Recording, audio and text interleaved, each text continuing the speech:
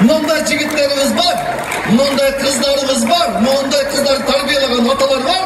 Мен ойлойм, келечегибиз кенен Кудай буйруса көп ийгиликтерди жаратабыз. Рахмат, чоң рахмат. Ушундай Чермуховке бүгүн бардыгын өзүңүз айткандай толкундатып, бардыгын жүрөгүн жумшартып, көп нерселерди айттыңыздар. Алла Таалам бардыгыбызды алуучулардан эмес, берүүчүлөрдөн кыла берсин. Жакшы нерселерге себепкер болсун. Ана эмесе Чыныгүл мырза бир дүңгүрөгөн болча була. Чыныгүл айымга дүңгүрөгөн болча була. Эки ооз сөз. Ассаламу алейкум, рахматуллахи баракатух.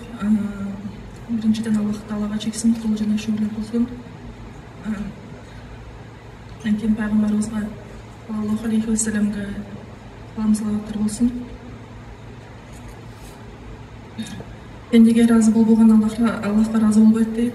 Бүгүнкү ушул кеченин уюштуруучулары, конкурстун уюштуруучуларына Аллах Таала разы болсун.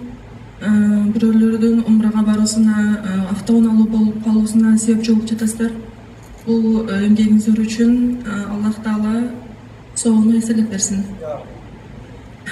Ошондой эле ушул убакыттан пайдаланып мени өстүргөн ата энеме, туугандарыма, ошондой эле жолдошума бериң ыраазычылык. Бул менин гана жеңишим эмес, баарыбыздын жеңишибиз. Себеп дегенде буга менин ата энем, туугандарыбыз дуа кылып, салым кошту. Ал эми жолдошум мени түшүнүп, ошол балдарымды карап, дайыма мени колдоп турду. Атамадиеви деген китептен окудум эле. Адамды ажалы менен рызкысынан эч качан кутула албайт дейт. Ушул рызкыбыз экен, биз себебин кылдык, аракет кылдык, окудук.